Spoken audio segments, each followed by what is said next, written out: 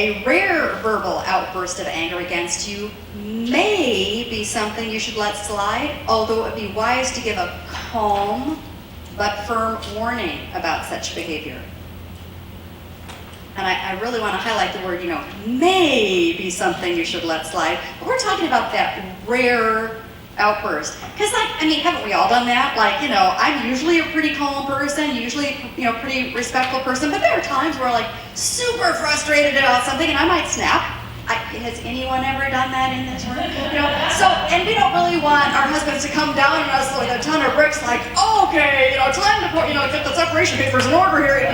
No, we want a little bit of grace for those really rare moments. So we might want to let that slide if it's just a rare, unusual kind of outburst, right? But even then, we might want to give a calm but firm warning. Proverbs 12:16 says, "Fools show their annoyance at once, but the prudent overlook an insult." I like that verse because isn't that really interesting? It's you know what? Sometimes we just need to let something just kind of, slide off, and it's don't take offense. Don't take offense. Maybe your husband was really super stressed or whatever, felt really disrespected at work and came home and was in a bad mood. So if your husband doesn't have a pattern of raging against you, it might be wise to give him a little slack, a little grace. However, the wise wife described in Proverbs 31:25 clothes herself with strength and dignity. That means you do not need to allow yourself to be treated poorly. So if your husband displays this even rarer fit of rage or says something really mean, you may want to calmly say, "Hey, I'm not your enemy, so please don't talk to me that way." Just something very calm, but just kind of just that little reminder that, because here's the deal. If you let it slide, and then it happens again, and you let it slide without saying anything, and then it happens again, and you let it slide without saying anything, and then by about the fourth time, it's becoming easier for him to get away with that, right? And now you've enabled this behavior to continue. So that's why I think that calm, just short, brief, "Hey, I'm not your enemy, you don't need to treat me like that," or, "Hey, I know you're upset, but it's not okay for you to talk to me that way."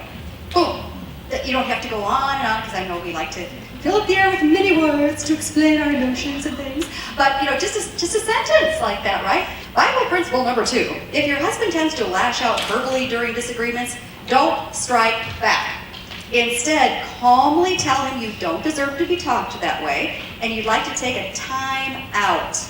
You'd like to take a time out so that you guys can both talk respectfully to each other and work toward an agreement on the issue. Timeouts are not just for toddlers.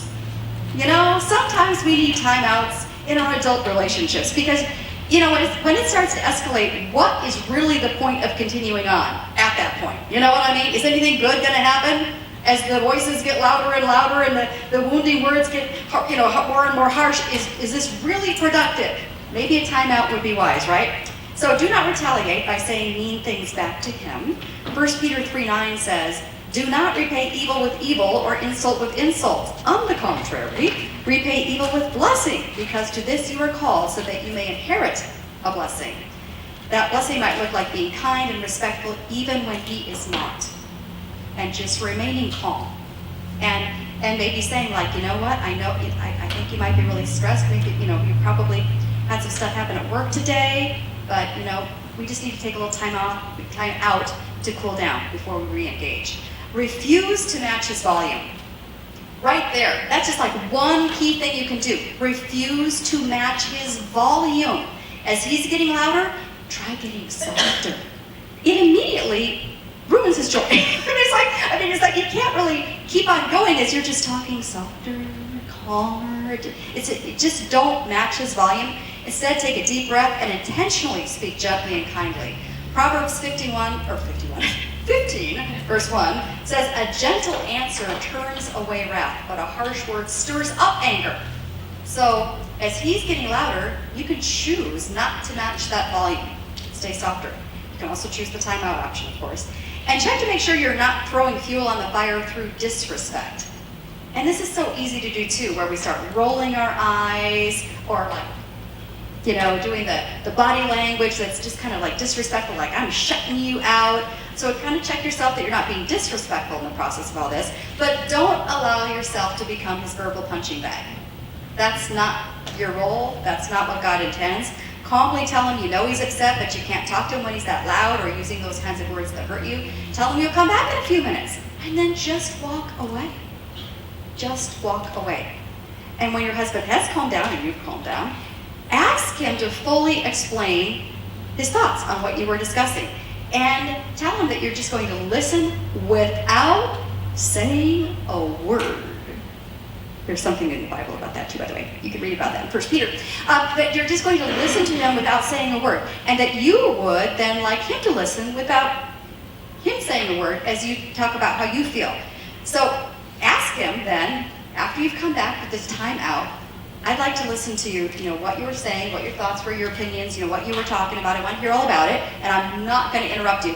Unless I just need to clarify something because I don't understand it, but otherwise I'm not going to interrupt you. And then would you also do the same thing for me, where I can just tell you how I feel about this thing that we were apparently arguing about, and I'm not going to interrupt you, so that we can just actually understand where each one of us is coming from. Because guess what? Your husband has an opinion, he has feelings, he has a perspective, and it's good for us to understand that. Those are his feelings. Those are his desires. We need to understand that, and then we ask him if he'd take a second to understand ours. After you've listened to each other, you might immediately, after you've really listened to each other, you might immediately be able to start working on a compromise and say, okay, I see that you really value this, I really value that, how can we work this out? And we're both smart people. What could we come up with that would be like a compromise in this area? Let's brainstorm some solutions here.